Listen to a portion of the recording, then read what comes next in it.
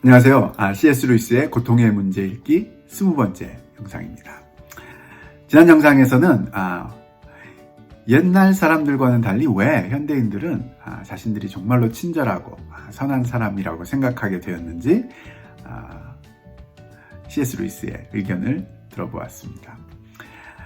이번 영상에서는 그런 현대인들에게 기독교가 가르치는 죄의 원래의 의미를 회복시켜주기 위해서는 어떤 면들을 살펴보면 좋을지 C.S. 루이스의 의견을 계속해서 들어보려고 합니다. 페이지 94페이지인데요. 아랫단부터 지난 영상에 이어서 계속 읽어가면서 나누어 보겠습니다. 죄의 옛 의미를 회복시키는 것은 기독교의 본질적인 과제입니다. 그리스도는 사람들이 악한 것을 당연히 여기셨습니다.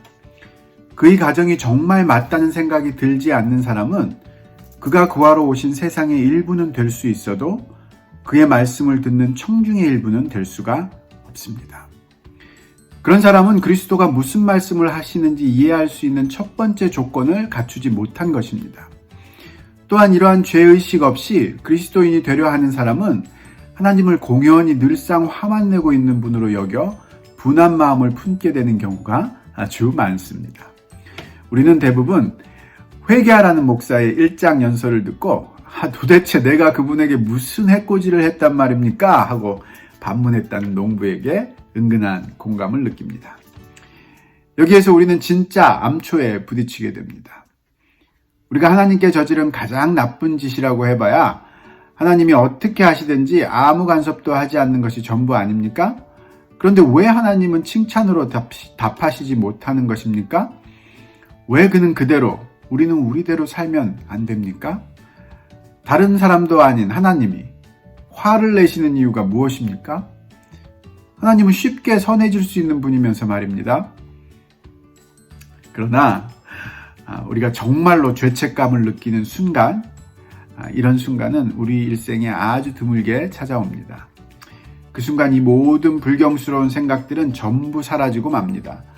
우리는 많은 것을 인간의 연약함 탓으로 돌릴 수 있지만 자신이 저지른 짓만큼은 그럴 수 없다고, 이것은 믿기지 않을 만큼 야비하고 추한 짓으로서 친구들 중 어느 누구도 저질러 본 적이 없을 그런 짓이고, 누구누구처럼 갈 때까지 다 간 건달 나부랭이조차 부끄러워할 짓이며 절대 세상에 공개되면 안 될 짓이라고 느낄 것입니다. 그런 순간이 올 때 우리는 선한 사람이라면 누구나 이 행위에 드러난 내 인격을 혐오할 것이며 실상 그렇게 혐오해야 마땅하다는 사실을 절감하게 됩니다. 이런 행위를 보고 참을 수 없는 염증을 느끼지 않는 하나님은 선한 존재일 수가 없습니다. 아니, 그런 하나님이 있기를 바라는 것조차 있을 수 없는 일입니다. 그것은 마치 자기 몸에 악취가 난다고 해서 세상의 모든 코가 없어져 다시는 어떤 피조물도 건초내음이나 장미향기, 바다 냄새를 맡는 즐거움을 누리지 못하게 되기를 바라는 태도나 다름없습니다. 그러게요. C.S. 루이스는 인간이라면 누구나 일생에 아주 드물기는 하지만 정말로 죄책감을 느끼는 순간이 찾아온다고 하네요. 그 순간이 되면 그 행위에 드러난 자신의 인격을 혐오하게 되고 또 실상 그렇게 진짜로 혐오해야 마땅하다는 사실을 절감하게 된다고 합니다. 그리고 그런 행위를 보고 참을 수 없는 염증을 느끼지 않는 하나님을 바라는 것은 마치 자기 몸에 악취가 난다고 해서 세상의 모든 코가 없어져 버리고 그래서 어떤 다른 좋은 것도 냄새 맡는 즐거움을 누리지 못하게 되기를 바라는 그런 태도나 마찬가지라고 이야기하고 있습니다.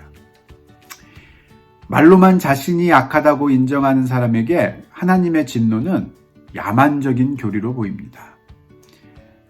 그러나 자신의 악함을 지각하는 순간부터 우리는 하나님의 진노를 불가피한 것으로 하나님의 선함에서 비롯된 필연적인 결과로 보게 됩니다.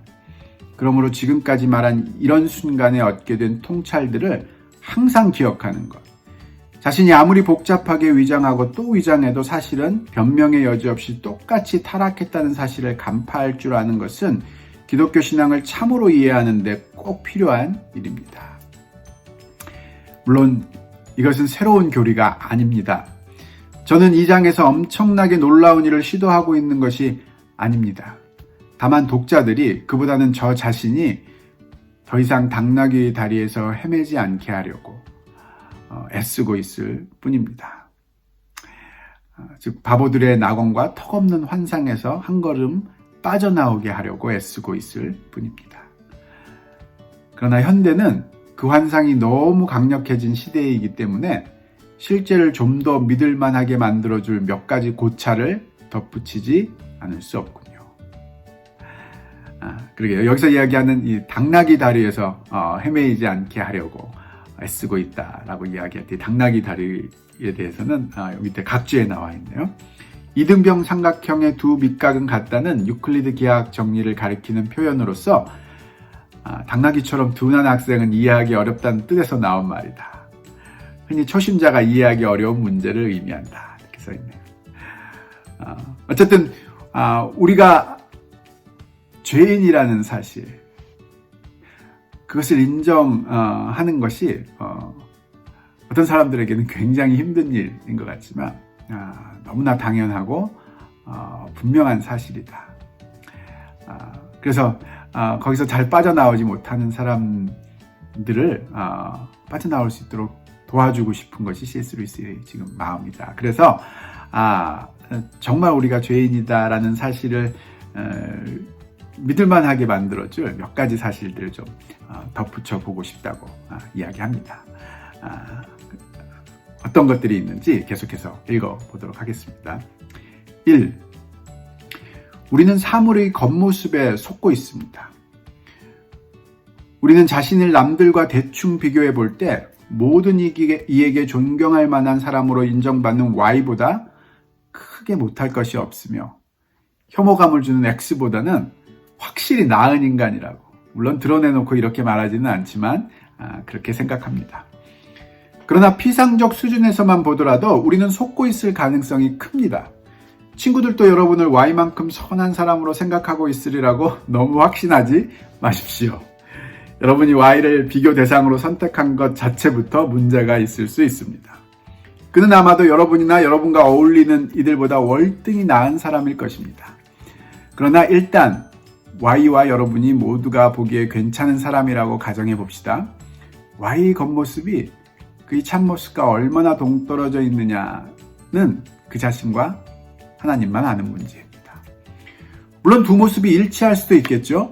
그러나 적어도 여러분 자신의 경우에는 두 모습이 일치하지 않는다는 것을 잘 알고 있을 것입니다. 이와 똑같은 말을 Y뿐만 아니라 다른 사람에게도 똑같이 적용할 수 있다는 점에서 볼 때 이것은 말장난에 불과하다는 생각이 듭니까? 그러나 여기에 바로 문제의 핵심이 있습니다. 아주 거룩한 사람이나 아주 교만한 사람을 제외한 모든 사람은 다른 이들의 겉모습을 기준 삼아 행동할 수밖에 없습니다.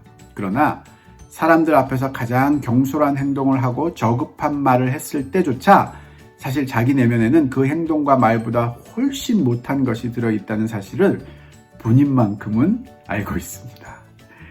한순간 친구가 어떤 말을 할까 말까 망설이고 있는 순간 머리를 스치고 지나가는 생각이 무엇입니까? 우리는 서로 간에 진실을 있는 그대로 전부 털어놓은 적이 한 번도 없다는 점입니다. 우리는 추한 사실, 가장 야비하게 비겁한 행동을 했다거나 가장 수치스럽고 무미건조하기 짝이 없는 부도덕한 행동을 했다는 사실을 고백하기도 하지만 그것을 고백하는 말투에는 거짓을 섞어 넣습니다. 고백하는 행위 그 자체, 아주 약간의 위선적인 눈짓, 몇 마디 우스갯소리 같은 것들을 통해 자기가 고백하고 있는 내용과 자기 자신 사이에 어느 정도 거리를 만드는 것이죠. 그래서 사실은 이런 행동들이 자신에게 얼마나 익숙한 것이며 어떤 의미에서 자신의 영혼에 딱 들어맞는 것인지 또 자신의 나머지 모습과 얼마나 잘 어울리는 것인지 아무도 짐작하지 못하게 만듭니다.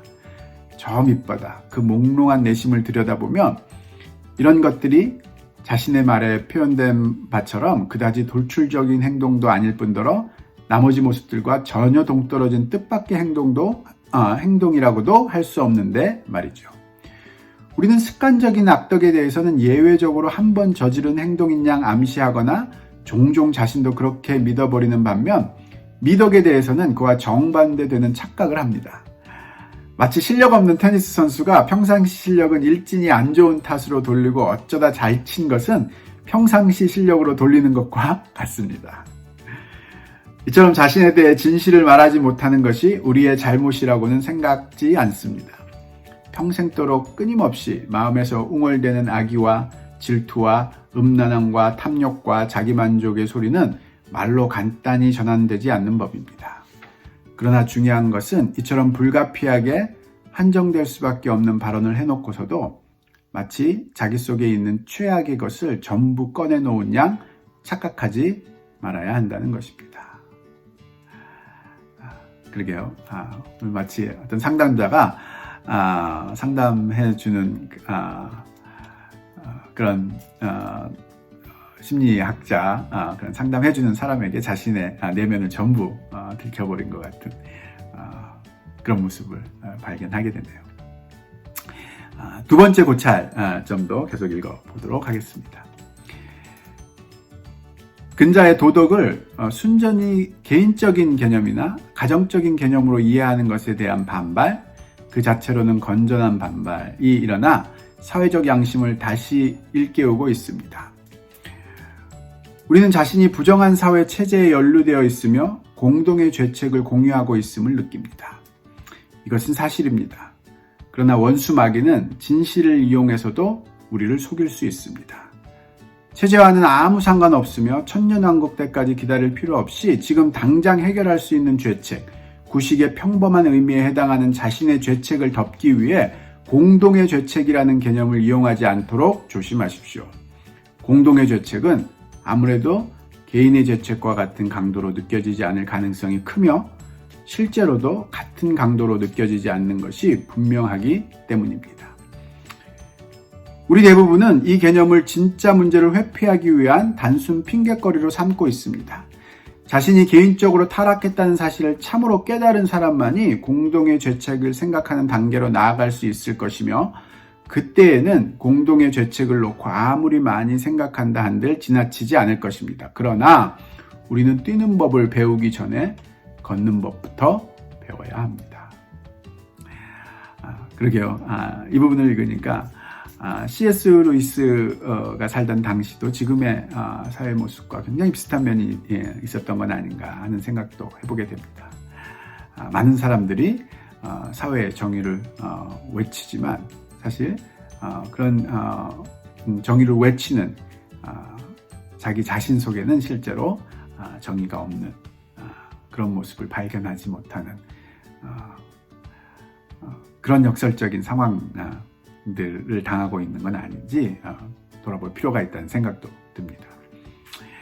C.S. 루이스 식으로 말하면 우리는 뛰는 법을 배우기 전에 걷는 법부터 배워야 합니다. 우리가 죄인임을 깨닫기 위한 두 가지 면들을 고찰해 봤는데요. 계속해서 나머지 것들은 다음 영상에 이어서 살펴보도록 하겠습니다.